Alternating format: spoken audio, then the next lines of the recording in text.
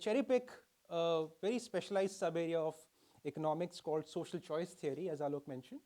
And I'll also cherry pick a very specialized area within computer science called algorithms, right? So I'm sure many of you are familiar with algorithms at least. How many CS people are here, computer science folks? Okay, how many economics people are here? Okay, what do the others do? Like they're neither CS, neither econ. What areas are you in? Any other non-CS, non-econ folks? Just to get a sense of who I'm talking to. Maybe maths. Maths folks? Maths? Few maths people? Okay. And how many of you are in undergrad programs? Okay. How many in postgraduate programs? Okay. And others are in some convex combination. Sorry? Figuring. Okay, that's fine. Okay, but I just want to understand if everyone has somewhat of a basic understanding of, like, you must have seen some kind of algorithms before. Yeah, can you just tell me what kind of algorithms you have seen? What are your favorite algorithms? Just throw out some names. Genetic algorithms, okay. Repeated Hungarian algorithm, okay. Hungarian algorithm is good enough. I like it. Any other algorithms you are aware of? Graph search. Graph search, okay, big area. Any other algorithms people have seen? Sorry? Grid search, yeah, sure. Any other algorithms? Sorting, oh yes, classic, yes. Anything else? Shor's algorithm, oh wow, okay. We're not going to touch upon, we'll keep things classical here, but okay. So looks like you have some exposure to algorithm design, so I don't have to work too hard on that front. And you don't need to be an economist to follow along these lectures. I'm not an economist, okay? But hopefully you'll find interesting this connection, this dialogue between computer science and economics, okay? So that's going to be the goal of this lecture series, to show you a very nice coming together of ideas from economics and from computer science, and especially how does computational thinking affect the economic design, right? So that's the theme you should have in mind, and you'll see some examples of that going forward. Okay, so before I proceed, let me just mention that whatever slides I'm going to use here, they're all available on a course webpage for this series. So I'll just maybe pause it for a few seconds. You can take a selfie with this thing, right? So you'll find all the material there, as well as some other references, so you can use that to follow along.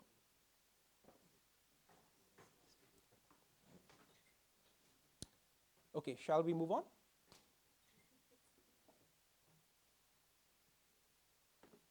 Okay, all right, cool. So, like I said, this course is going to be about this coming together of computer science and economics, and specifically we'll look at this sub-area of economics called social choice theory, which deals with how collective decisions are made.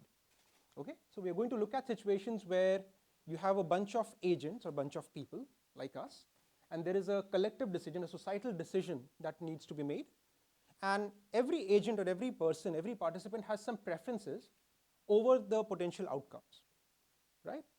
Now, how do you aggregate these preferences? How do you arrive at a consensus, right? That's the core problem of this area called social choice theory, right? Very classical sub-area of economics and political science. And then what do algorithms and what does computer science have to do with all this? Okay, so that's going to be the theme of some of the lectures that we're going to talk about. Okay, the sort of the most bread and butter, the core problem of social choice theory is voting, which is also the title of this lecture. And I'm sure all of us are intimately familiar with what voting is, but let me just remind you of the sense in which I'm thinking of voting. So in the voting problem, we are given as input a bunch of voters and their preferences over certain outcomes. Okay, so think of political elections, right? You have a bunch of voters and they have some preferences over political parties. Okay. Now, what do we want? We want to aggregate these preferences, right? And then arrive at an election winner, a single outcome that is somehow going to affect this entire population of agents. Okay. So we want to go from here to here, and that job is done by something called a voting rule, right? Think of it as an algorithm that takes as input the preferences and spits out some winning outcome. Okay. All right. Now, voting, we have mostly seen in the context of political elections. That's the sense in which we talk about it more often than not.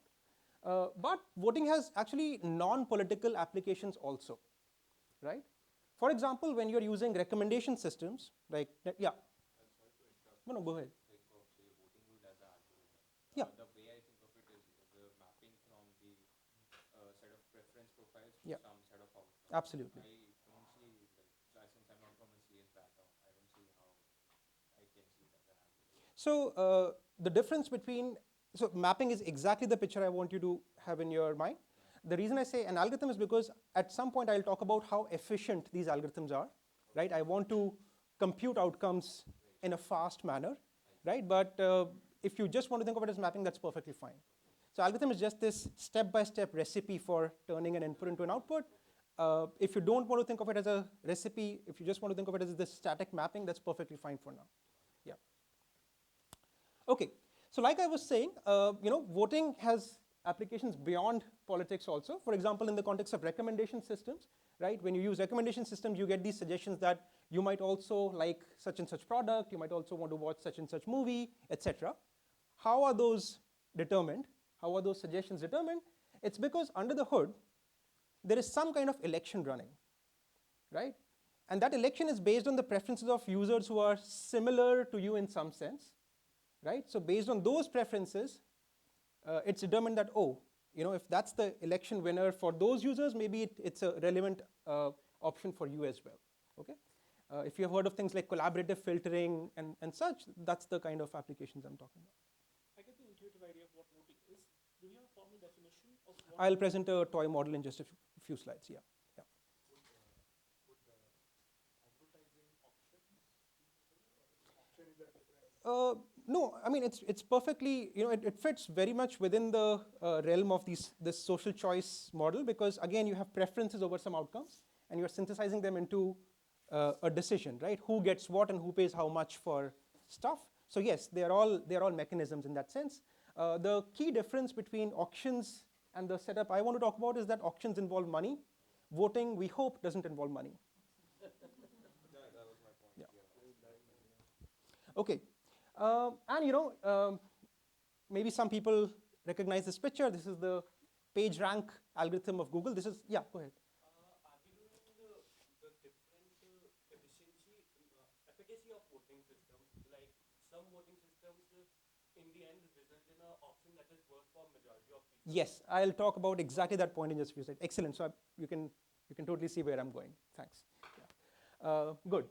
So yeah, just want to very quickly mention that Google uses an algorithm for ranking the web pages, right? When you put in a search term in the search bar, it says, okay, this is the order of pages you might be interested in. How is that order determined? It's again some sort of election that's running, right?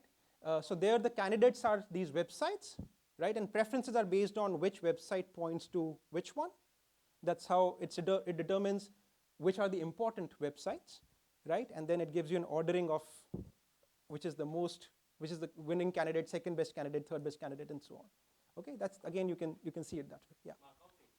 Yes, exactly. Yeah. So ultimately, if you abstract out sufficiently, it is an election, right? You have these preferences, and you are determining and ordering over best candidate, second best candidate, and so on. Yeah. It's a fairly involved voting rule, but it is also perhaps the most expensive voting rule. It's $1 trillion voting rule.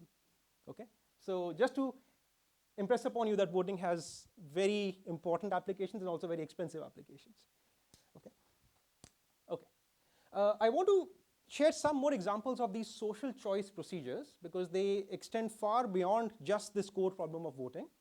So imagine a matching setup, right, where you have, let's say, some people who are looking for a job, and they might have preferences over potential employers, and then some companies who have preferences over the applicants, right? So it's like a two-sided matching problem. Each side has some preference over the entities on the other side, and you want to pair them up. You want to match them, right? So again, on the input side, you are given some preferences, and on the output side, you are given some outcomes that affect the participants. It is a social choice problem, right? Slightly different from voting, but conceptually similar.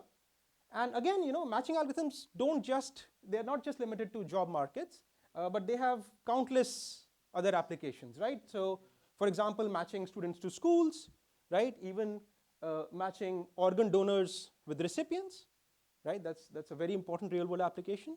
And I'm sure we all have used some ride sharing apps like Uber, etc., which is matching drivers with customers. Dating also, exactly, right? So yeah, very, very important application, okay? Okay, and many others. I mean, I only have so much space on this slide. I'm sure you can think of more examples, right? So another example of social choice procedures having tremendous real world applications. But there's more. So think of another situation where this time, let's say, we are given a bunch of resources and a bunch of agents who have some preferences over these resources, right? Let's say you are in some inheritance division or some divorce settlement kind of a situation, right? So everyone has some preference over the resources that they want, and then the goal is to determine who gets which resource, right? It's a resource allocation problem, okay? And again, you can imagine, it's a very fundamental problem, arises all over the place. For example, when you, with your friends, when you share taxi rides, right? So different folks might board at different points, different folks might get off at different points. How do you split the bill? Is it in terms of the distance traveled? Is it in terms of the time? Note that distance and time may not be the same, right? Do you just, if there are 5 people, do you just divide it by 5? What is a fair way to split the taxi ride, right? That's one question. Similar considerations also arise when you are thinking of allocating radio spectrum frequency bands, right? What is a fair way to distribute those? As we have very painfully seen from a few years ago, right? How do you fairly allocate medical resources, right? Do you allocate them based on population densities? Do you allocate them based on, say, the age of the population, based on the professions of the people? What is a fair way to allocate these resources, right? So these are, again, a huge class of social choice problems that here the focus is more on fairness issues. And if there's interest, maybe we can talk about these problems tomorrow. It's also simplicity, right? You want to communicate and get people. Absolutely. So explainability is a big. Yes. So we'll see. Maybe we'll touch upon some of these models tomorrow, and then we'll try to see how we can come up with simple-looking algorithms and not so simple-looking algorithms. Yeah. Simplicity is hard to define, but you know it when you see it. So. Absolutely. No, absolutely. So if you have a super complicated algorithm that no one understands, I mean, it's not eminently practical, right? If people don't understand what they're getting into, then they would not know how to reveal their preferences to the system if they don't know how things work out. So can understand that maybe old people, more vulnerable people. Absolutely. So simplicity is definitely a very important aspect. Except like there are, especially if we're going back to voting, there are some scenarios in which you don't want people to strategically vote, and instead you just want them to show their Absolutely. true value. Absolutely. That's all of lecture 2 today. Okay. Excellent. Yes, I'm glad that you are on the same page. We'll spend a lot of time on making sure people don't game the system. Yeah, absolutely. Okay, any questions so far? So on the development side, when you have fewer resources and multiple possible ways to allocate them, are there intersections with bandits? Yes. So, I mean, I think. You could allocate them in ways. Mhm. You pick the most optimal way which satisfies the constraints. Right. So, I mean, yeah, so this class of problems I'm talking about, it's like even in a non-online, like a perfectly static setting, it's even there, the combinatorial problem of assigning such and such resource to such and such agent, that's in and of itself interesting because the constraints we demand out of these sort of binary nature, right? Is this allocation deemed to be fair or not? Fair how? Fair based on the preferences of the agents. Right? So you might get some resources, I might get something, Sandeep might get something. Do all of us feel that we got a fair share? Very delicate balancing act, but we'll see for some notions of fairness how we can actually achieve that in a provable sense tomorrow. Yeah. And be freeness, why not? Yes. If we abstract it even further, could we think of it as, selective weight theory as in how a political leader, a king or a PM, is able to satisfy all their constituents and keys to power. Yes, so sort of like, I mean, say you are the Indian government, you have a pool of money, you want to divide across ministries. Right now, of course, every ministry is typically short of funds, they want a lot of money, but you don't have that much money. So how do you fairly divide, how do you do this delicate balancing act? That's, I think, probably related to. Or a dictator wanting to divide money amongst his generals. That's another way of so doing he doesn't things. get beaten. I don't want to comment on that, I'm on record, so. Yeah. But yes, I mean, yeah. Any other questions? All right. Okay, so, sort of zooming out a little bit, we have seen some examples of situations where you make a collective decision based on the preferences of agents. Like I said, these are all called social choice problems or collective decision-making problems, okay? And this is typically the cartoon representation of any such problem, right? On the input side, you have some kind of preferences, and on the output side, you have some kind of societal outcome, and you would want to come up with this box, a social choice procedure, which satisfies some nice axioms, some nice economic properties, right? That's the goal, that's the effort in this area, okay? Given the fundamental nature of this area, it shouldn't come as a surprise. It's a very well-established field, right? Multiple textbooks written on it, multiple Nobel Prizes awarded for contributions in this area. It's a very, very central area within economics, okay? So typically, within the classical social choice, within the traditional economic and political science literature, usually the style of questions that people ask is the following, that, does there exist a social choice procedure? Does there exist a box that I showed you on the previous slide, which has some properties that I want? Okay, does there exist such a procedure? Okay, so few examples of that question would be, for example, in the context of voting, as was being pointed out, is there a voting rule that discourages tactical voting, that incentivizes voters to reveal their true preferences to the rule, right? Voters don't have to double think regarding who they want to vote for, right? Or in the context of matching, you want a procedure which is quote unquote stable, which means that the matching outcomes hold. It shouldn't happen that once you propose that, oh, you get matched with this person, you get matched with that person, people want to break away from that proposed outcome and they want to form matches of their own. That's something you don't want. So is there a procedure which prevents these kind of sort of falling out? Okay.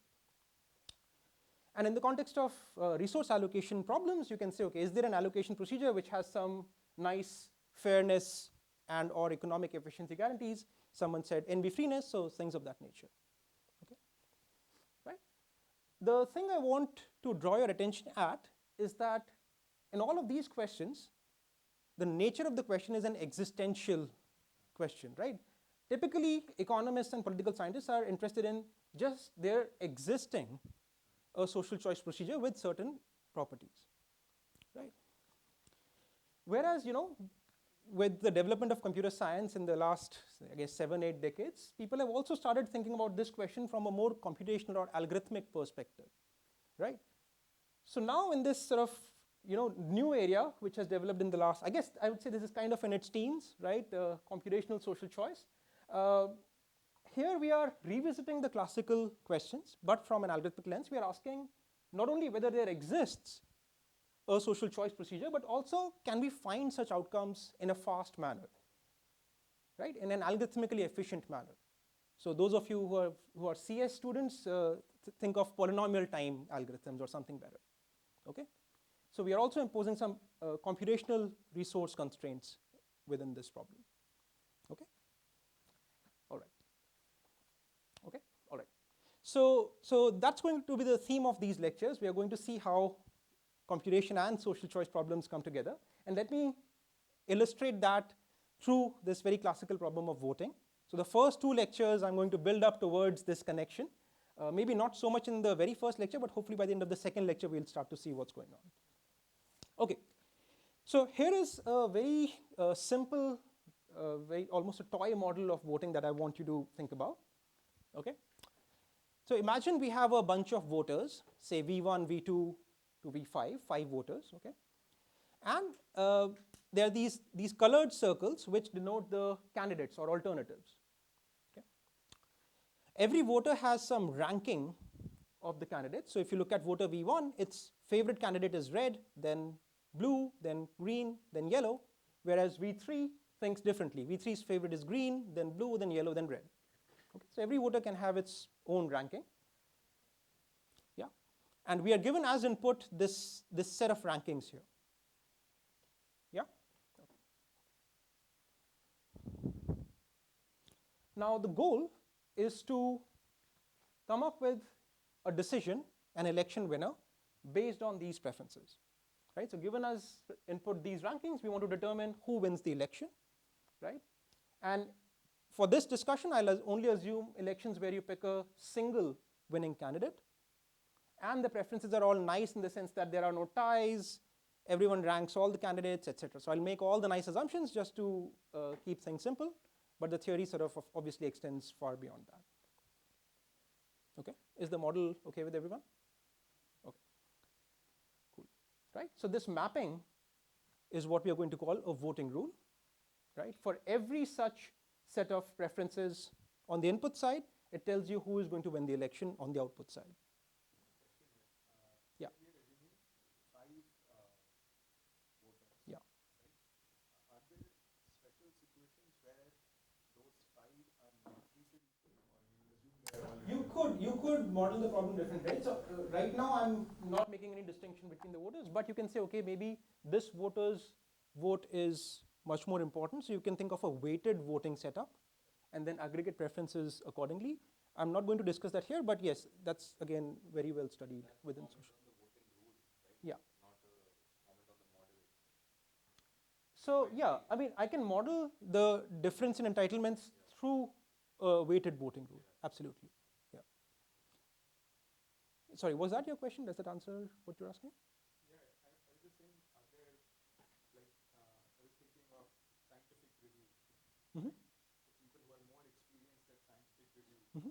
their rates, their votes should count for more than, let's say, somebody who's reviewing for the first time.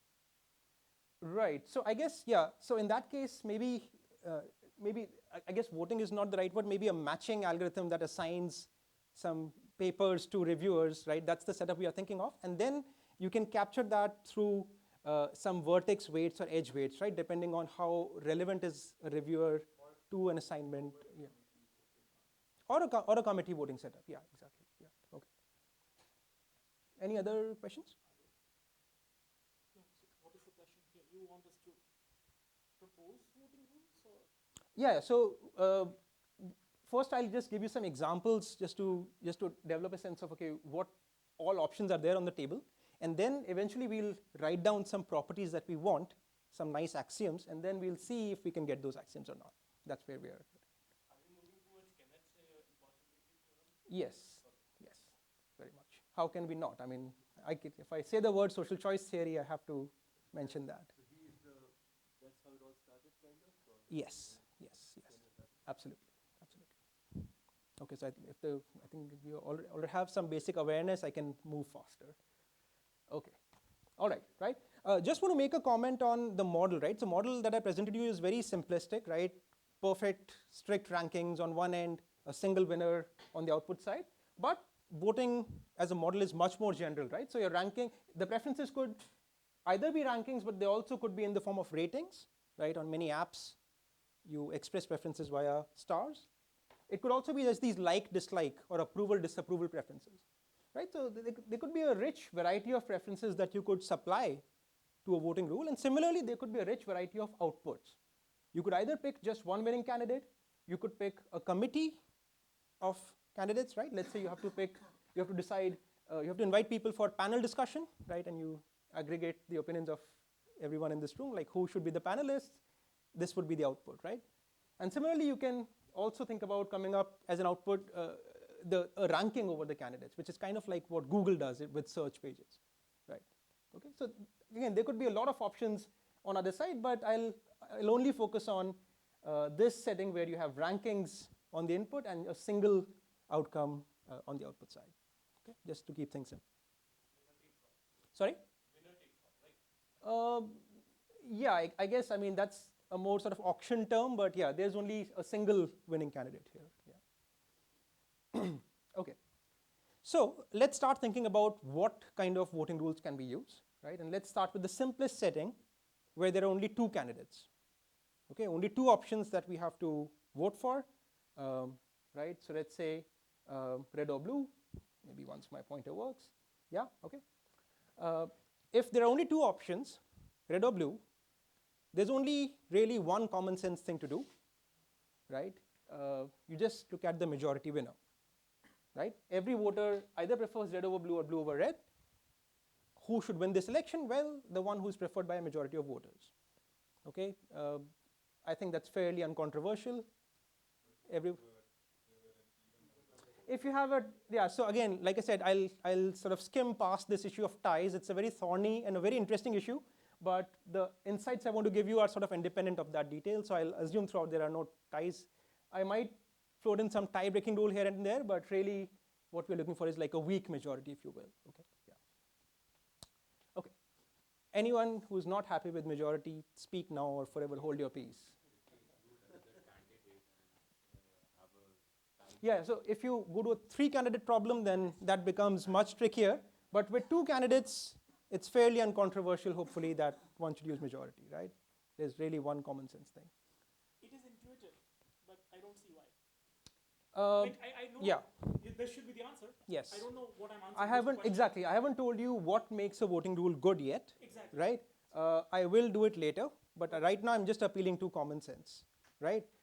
For two candidate problems, you can actually characterize the majority rule in terms of very desirable axioms. So any rule that satisfies 1, 2, and 3 properties has to be majority, if and only if. So then it's much more compelling to believe that one should use this. I'm not offering that right now, but I guess intuitively it's reasonable to think of majority. Yeah. Okay. Okay. So now let's complicate the problem. Let's now move from two candidate problems to more than two candidate problems. Let's say 3 or more candidates, right? How should one vote? What is a good way of, coming up with an election winner? Any thoughts? Not first past the post. Sorry, not first past the post. Okay. Not first past the post. Okay. It still leaves a lot of options. How they elect the Pope.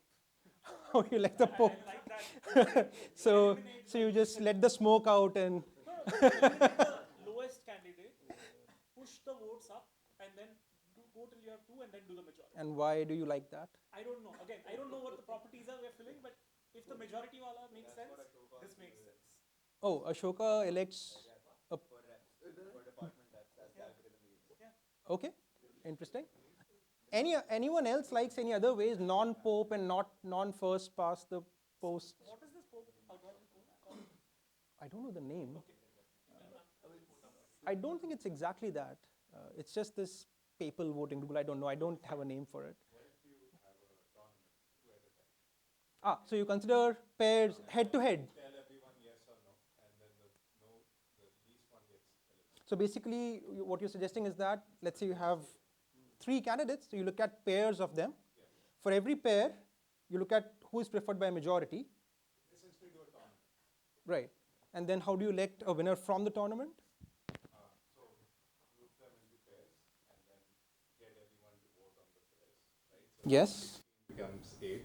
Again, they move forward and then. Some kind of Yeah. elimination. Yeah, 2 at a time. Based thing. 2 at I see, a time I see. and then But then pick they're a winner. changing the rules, right? They are only given input in terms of preferences. Yes. That we can't change to that. No, this is what is being proposed is an algorithm. He's saying that, okay, we have the preferences. Now you start with, at the base level, you start with all the candidates, and then you sort of group them into pairs. And then the winner of each pair, the majority winner within each pair, qualifies for the next round, and then you do the. But then how do you choose the pairing? That is part of the description of the rules, right? That's where the voting rule says. How do you show that sufficient to balance? It's not. You can have many ways of pairing It's like a people initially, and then they Exactly. get different outcomes, and absolutely, all those things. The issue happens, conversations with this issue. A prefers, A is You preferred can have over B, cycles, right? B preferred over C, but C preferred over A, so Absolutely. that becomes a cycle. Absolutely, right? So those issues can arise, and then it's not clear if it's so much. Does it scale with the number of Does it scale? So algorithmic issues, scaling issues are also very important. What is the right way? Right? We can see already Is it that there's a variety of opinions. right? I've already heard of 3 or 4 voting rules. I'm sure there are many more bubbling in your heads. But the point being that as soon as you move from 2 candidate problems to 3 or more candidate problems, everyone has a voting rule. Right? Everyone has a different way of figuring out who should win. And that's what makes the voting problem so interesting. And it's not at least immediately clear which way is the right way. What Alok was alluding to, how do you figure out which one has nice, quote unquote, nice properties? Nice in what sense? We haven't So is defined the niceness properties yet here. one thing that's coming to mind is that whatever final outcome we get, it should be, quote unquote, again, and very acceptable to most of the voting population. Right. Acceptable defined very loosely. Right. Yeah, so So some notion of trust or fairness or unacceptable. yeah, these. yeah. So point being that we really need to specify what makes a voting rule good. Right? Again, there may be many ways of specifying that. Again, we might all have our own ways of doing that, but I hope we all by and large agree that we really need to write down properties that make a voting rule good. We need to write down axioms of goodness. Right? What those axioms are, we'll see. We can fight it out later. Okay? Alright. But, again, the point being that, once you have more than 2 candidates, no candidate may have a clear majority. It's not immediately clear who should be the winner. Okay? And so what I want to do is just to give you a few examples of voting rules that apply to any number of candidates. And hopefully they'll all seem reasonable to you on first glance. Right? So here is a very common voting rule called the plurality rule. Right? I'm sure we have all heard of it, if not under this name. Here's how it works. We are again given as input these preferences. Right? Plurality says you look at just the first place finishes. Right? Look at the candidates who are ranked first by various voters. And the winner is the one who has the most number of first place finishes. Right? So red wins. So because red occurs twice in the first place, whereas others only occur once. So red is the plurality winner. Right? You can also think of it in terms of scores or points. So you can say every first position finish gives you 1 point. That's where it has a score of 2. Everything else is 1. That's where it is. Okay, and again, if there are ties, then you can say I couple plurality with some tie-breaking rule in the background. I'm not doing that. Okay. Fairly simple rule, right? What could be simpler? Right. Can anyone think of any place where this is used? Have you seen this rule? When we are voting. When we're voting, right? In India, when we vote, that's kind of what happens. First past the Right. Right. Any other context, any other places where you have seen this?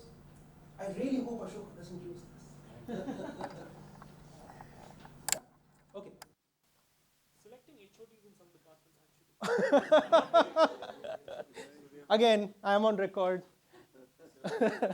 This is a coffee break conversation. Okay. So like I said, I'm going to also point out flaws with every rule. Like plurality, very simple, very explainable.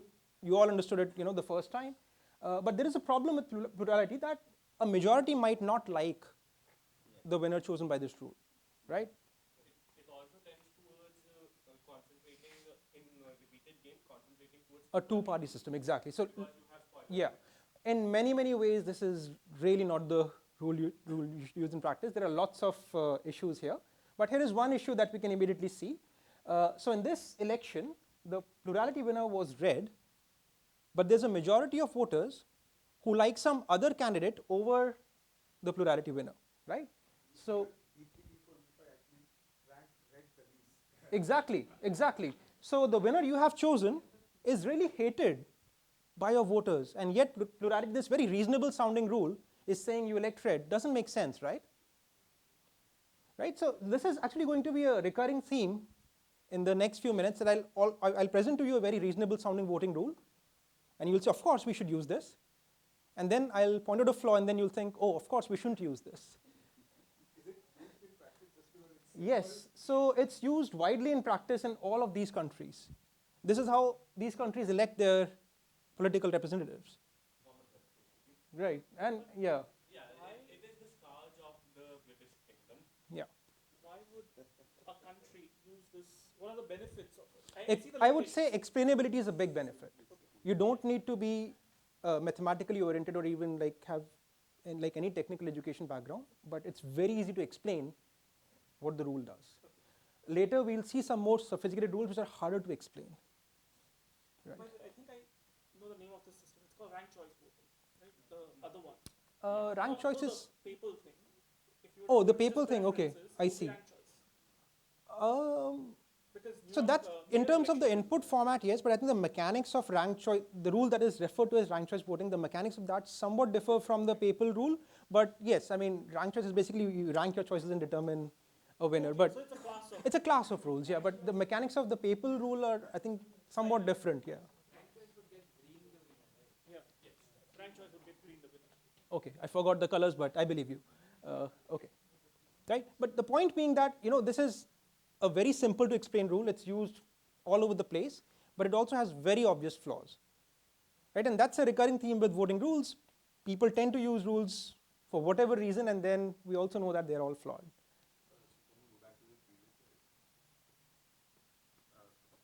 Before that?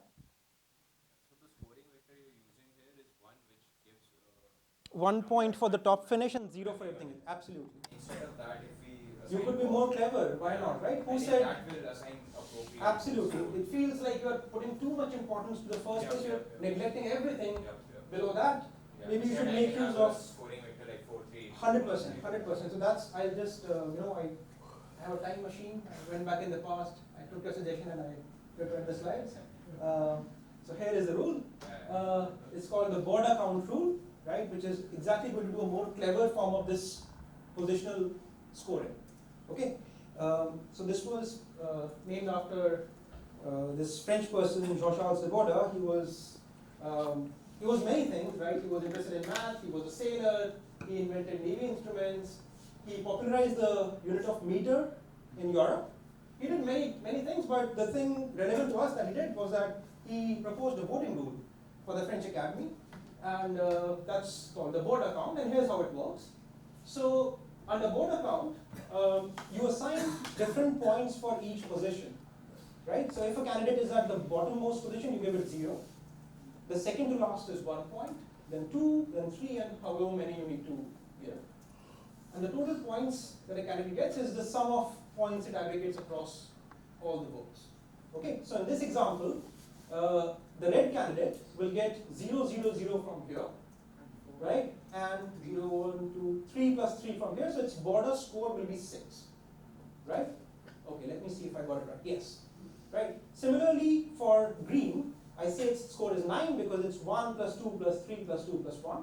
Then 7 and 8. Sorry? Then 7 and 8 for yellow and Oh, yeah, exactly, right? So for yellow, you can check it's 7. For blue, you can check it's 8. So the winner is green, right? The one with the highest score. Again, tie breaking, blah, blah, not going to that, okay? Okay, seems somewhat more reasonable than plurality, right? It's saying that being on the top position is more important in comparison to lower runs, but it's not discarding that information either. So it's kind of doing a balancing act. Okay, so does everyone like this rule? better. Kind of better? Okay, all right. Let me, I'm obligated to point out flaws, so I'll do that here again. One of the many flaws with Borda is that it's susceptible to strategic voting or manipulation, as someone was pointing out, right? What does that mean? So think of voter V1, right? Right now, V1's third favorite candidate is winning the election. So V1 is not happy, right? So now they are contemplating that, hey, should I actually reveal this ranking? Should I reveal my true ranking to the rule, or should I maybe report a perturbed input? Should I change this ranking, right? How does V1 know who is winning? Let's say V1 is omniscient, V1 knows the preferences of all the others, V1 knows how the voting rule works, V1 has all that knowledge. And now they are having second thoughts, that knowing what has happened, could I have done something different? Right? We're just doing this thought experiment, obviously. V1 also in repeated votings, like V1 will get historical data. So from that they can figure out, okay, most people, my candidate is a hardliner, most people will not go for him. Yeah, So I'll so- go for blue. maybe some kind of survey data can also guide these things, but whatever. Let's say for whatever reason V1 knows who is winning right now, and V1, if needed, also knows the preference of others. Doesn't matter, right? The problem is that V1 can actually change their preferences. Instead of reporting that ranking, it can swap its third and fourth choice. Right? So it can pretend to like the border winner less and promote someone above them. And if this input is now fed to the algorithm, the border count rule, you'll see that the new winner is blue, right? Let's say there is some tie-breaking rule, and if the scores get tied, blue becomes the winner, so now the winner changed. It's also, V1 is also just incentivized to swap red and blue and go for blue. So then, I'm not saying this is the only way to do it, but this is certainly a way, and this is problematic because now the voters are having doubts, right? They may not be incentivized to tell you what they actually believe. And that seems undemocratic, right? Any democratic leader should incentivize the participants to really tell you what they think. Right? They shouldn't have to do second guessing. Right? That's what we don't. The earlier one did have this problem. It did, I just didn't point it out. the earlier one has every single Yes. law possible. Some voters are kind of doing some destructive kind of voting, like preventing the opposition from winning. I didn't understand. Can you say it again, please? So some voter has some preference over the candidates. Yeah. So like he doesn't want someone to win. Oh yeah, excellent point. Exactly. Very nice, right? So here V1, so this is like a destructive style manipulation. Instead of wanting some particular person to win, you are Like wanting someone to lose. Like suppose he has idea that Rape is not gonna win, Right, and he doesn't want like whatever Green to win. right. Yeah, so the manipulations can come in various shapes and forms, right? You can sometimes want your favorite person to win. You can also have some grudge against someone. You can really want them to lose. You can do all sorts of things. Absolutely. So instead of 5 voters, let's say we have million voters. Yes. Scale it later. Then the likelihood you can affect these things reduces, but the worst case possibility still remains. Can this happen that, let's say, the candidates itself campaigning for their voter base, they sort of group, like they come together to sort of defeat like a larger candidate? Yes, absolutely. Coalitions can happen, splits can happen, all those maneuvers can happen, and you can control elections that way. Yes, those are all forms again that are studied in literature. I look at this very basic form of manipulation where the voter just plays around with their preference. Mine was that mathematically speaking, these ones are also just tend to go towards two voter systems. Yeah, so those are sort of more asymptotic regimes in the limit results, but I'm looking at these finite settings. Any other questions? Okay, cool. So I hope it doesn't look all that reasonable anymore, right? But all said and done, Border knew about this problem, and when someone asked, look, your rule has this problem, he said, my scheme is intended only for honest men. So setting aside the sexism in the court, I still feel that it's not the right way to deal with life's problems, right? You can't just say, oh, I assume that people will be honest. That's not how you deal with the strategic behavior, okay? Anyway, border rule is actually, again, widely used in practice. I don't know if people know about this song contest in Eurovision. That's how they determine the winning performance. It's also used in the OpenGL library to select features. There's an election over what features to be implemented. So the candidates are features, and then people vote that, oh, this feature, over that feature, and then they figure out, okay, let's implement this feature in the next edition. Right? So it's used in somewhat geeky circles as well. The third rule I want to point out is a variation of plurality. It's called plurality with runoff. Okay? So runoff, the sort of English meaning of the word is sort of denotes this flow of water. In rainy season, water sort of drains away stuff, right? So it denotes a situation with a flow. And that kind of is a good name for this rule because in this rule, the votes also flow to a next round. It's not a one-shot thing, it's a multi-round iterative setting. Okay? So here's how this rule works. So we'll do plurality to begin with, but we won't declare the plurality winner just yet. We look at the two candidates with the highest plurality scores and then do a head-to-head between them in the next round. This happens in some cricket tournaments. Really, I don't know of cricket, but this definitely happens in French presidential elections. Also the American. Sorry? American presidential elections. That ends up happening that way, though it's not designed to be that. Yeah, it ends up happening like a head-to-head. Okay, so just to give you an example, suppose this is our input. So you can, sorry, let me just go back a bit fast. So who are the two candidates with the highest plurality score? So by the way, these numbers denote how many voters have this preference. So if they're repeated things, I'll just put a 2 here. Yeah. So you have 3 voters who prefer red. Its score is 3. Green is 2, yellow is 1, blue is 1. So it's a fight between red and green, right? So we do a head-to-head between red and green. Note that this is, on this instance, the plurality winner, the standard plurality winner, would be red.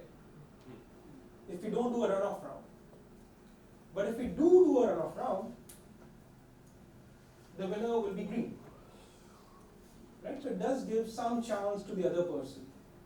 It gives them a second shot. But in practice, when you do the second round, do you hold a fresh election? No, you use the same votes. You just You could also do it separately, not in this rule, but you can think of variations of it where you determine the 2 most popular ones and then you do a fresh between the 2. That can also happen. Yeah. Those variations they all exist in practice. So, but this is the one I'm calling plurality with runoff. Are we talking about its issues here? Talking about what? Its issues here, the problems. I didn't catch The that. problems with the plurality with runoff, are we talking about it yet or with more time? I don't know if I'll mention it here, but you are welcome to tell me Yeah, in the coffee break. What is wrong with this rule? Yeah, fair. Okay, I'll look forward to it. There was one more, yeah? If you're not doing a fresh round of voting, Yeah. isn't it essentially the ranking system still? What do you mean ranking system still? I mean, if the points are staying the same, Yes. you're not doing a fresh round of election. So we have determined the 2 people between whom we do a runoff. And then the result will still be the same as this. if people vote the same way. So my question is, what he asked, if you're doing a fresh round of voting, Yeah, so you're doing that fresh round of voting in the next round. I'm not. I'm just saying, okay, so these are the preferences that were given to me. Now I freeze them. Based on that, I determine the 2 highest plurality score candidates.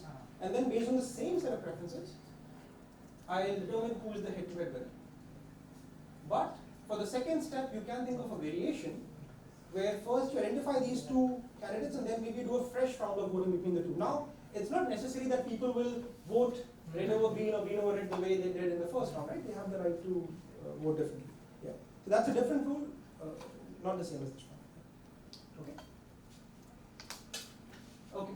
Right. So the point being that adding runoff can change things significantly. One more such rule which has this iterative or round by round nature to it is something called the single transferable vote, STV. It's also called the instant runoff rule, depending on the context. So here's how many people have heard of STV? 1.5. You need to raise your hand up front. Yeah. Okay. Four people. Okay. Yeah, but I don't want to be quizzed by him. No quiz. This is not being graded or anything, right? Yeah. I mean, I do have a quiz. I'm just not going to grade you on it. Okay, here's how STV works.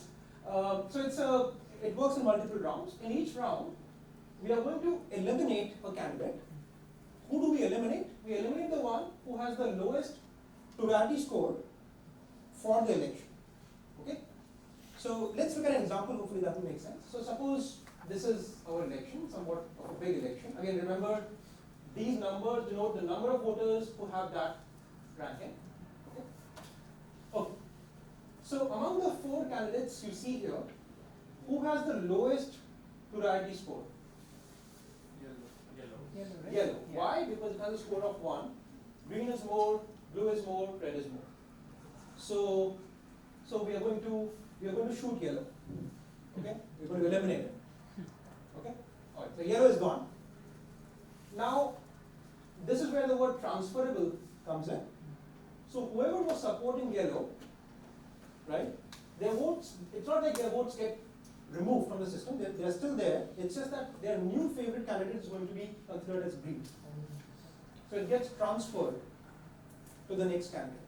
Right? In other words, the lower candidates sort of move up the rank. Okay? So we don't throw away the votes, we just sort of recalibrate the positions. But then for the first column, Yeah? who does the yellow, does it go to red? Yeah, so now we have a 3-candidate election, right? We recount plurality scores, we shoot the one with the lowest. My question was, in the first column, who does the yellow vote get transferred to? So once yellow is gone, right, we call this a 3-candidate ranking. This is lowest, second to lowest, and the highest. That's how we count. Right? But the more important thing is that for these voters, we don't remove them, they're still there. Right? It's just that their new favorite is green instead of the original red. Okay, cool. So in this new election, who should we shoot? Green. We should shoot green, okay. Why? Because the plurality score of green is 2 plus 2 plus 1, 5. For blue it's 6, and for red it's 6. Right? So green is the one with the lowest score, so we remove it. Okay? So green is gone. Okay? Right. Okay, first of all, because these two votes now are identical, let me combine them into a single column. Right? Now I'll take out green. And now we have a 2-candidate problem. Whenever you see a 2-candidate problem in life, there's only one thing to do. Majority, right? So who wins majority? Red wins majority. Why? Because 3 plus 3 plus 3 prefer red over blue, and 4 plus 2 plus 2 prefer blue. So red wins 9 to 8. Okay? So the STV winner is going to be red. Make sense?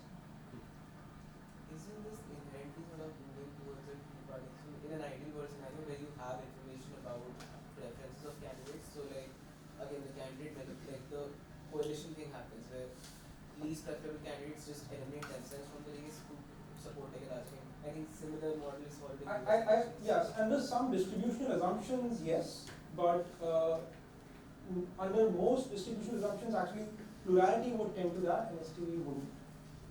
So it depends on what the distribution over preferences is.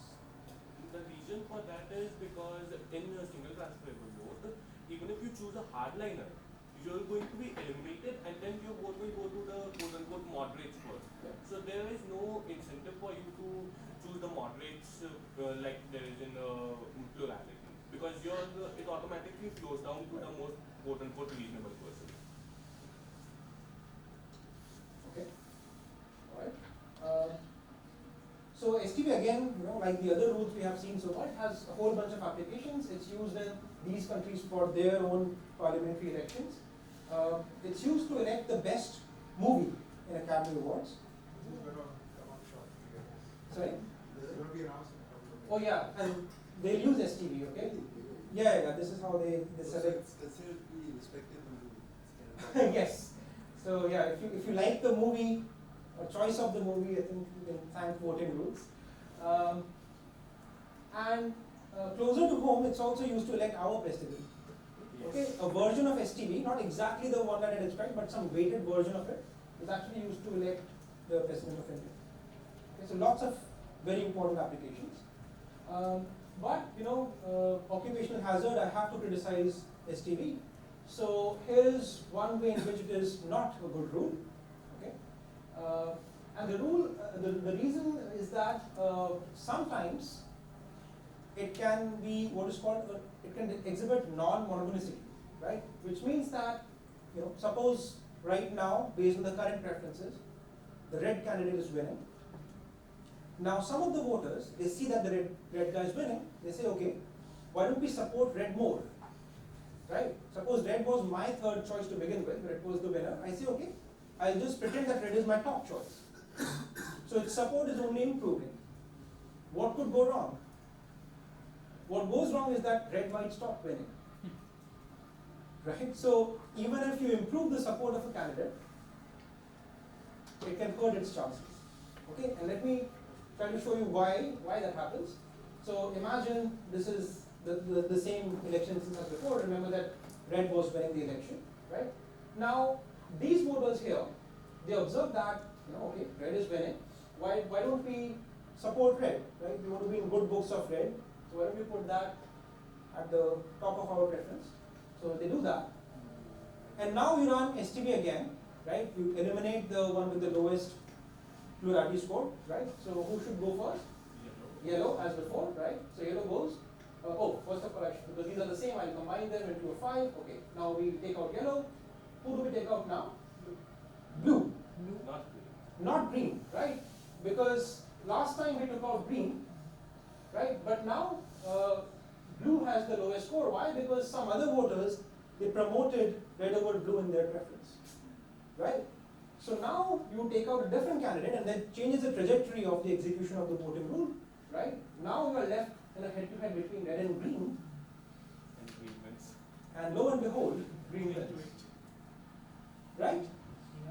So this is very weird, right? The red guy was winning, its support only improved without hurting its support elsewhere, and yet it stopped winning. Bizarre, right? So And imagine this is the rule that elects your president. So blue was actually beating green Yeah, let me go back. So in the blue was previous beating green in which one? in the previous setup. Before the move, right? Yeah. Yeah, but it changed, right? Yeah, so what we did was, so again, let me draw the arrows. So these voters, red was the original winner, Yeah. and they said, okay, because red is winning, why don't we just put red to the top of our list? It can't hurt its chances, right? It's only getting better, its support is only improving. So that's what happened. So originally blue was their top choice, they pushed red above blue. So blue lost plurality points, and that's why it was eliminated sooner this time. I don't see how red got affected by this versus green. Yeah, red got affected because in the last round, when we do the head-to-head, its opponent is green now instead of blue. I see. And in a head-to-head, red loses to green, right? It's just that green was not discovered originally because it was eliminated too soon. In the previous setup, green was eliminated early. Exactly. But now, and that happened because blue had a higher score. Right. But now blue has lost that now comfort. it's a completely different matchup. It's a different execution, right? And that's what led to a different winner. And now red had a tougher opponent, and that's why it lost. Okay. Yeah. Just a burning point. Suppose you're having a simple election that only the winner wins. Simple election. That changes the behavior of people who are campaigning. They campaign very differently. They vote Yes, very differently. absolutely. Even the voters, how they account their choices, that changes. Yes. Is that at all modeling? Yes, 100%. There's a lot of that modeling that goes into it. I'm doing very, very basic stuff here, but campaigning is very thoroughly studied. Models of preference formation, right? So here I just showed you the preferences sort of fall from the sky. How are the preferences formed exactly? I didn't discuss that, but again, that's very conceptual. Then there's some kind of meta through that no matter what rules you set up, people will change their behavior. So then you study equilibria of voting and that. Yeah, so those are also, again, there's also work on that. Every non-people behavior. Yeah. So those models are harder to analyze, but there is some work on that. Yeah, Wonderful, yeah, go ahead. yeah. So I think monotonicity also characterizes strategy defense. It does. So it's also shows It's that just a this- different form of manipulation that I showed you, but it feels different, right? It feels like, oh, you're improving someone's support, and how can they lose? I guess it's more stark. This is also wonderful. Question. Yeah, I was just saying that generally we've seen that single transferable systems or any system where there is rank choice voting, the candidates generally tend to not go against each other as hard as first past the post, because they want the other side's voters to rank them either in the second or the third place also. So in generally we've seen that friendliness across candidates is increased in rank choices rather than winner takes all. Like in the US system, when somebody drops off the race, Right. they usually encourage their voters for To join. supporting Yeah, XY. yeah, yeah. So Yeah, so these are these spoiler candidate phenomena. Sometimes you inject a third candidate to split the support. Sometimes you make them drop off to amplify the support. So all these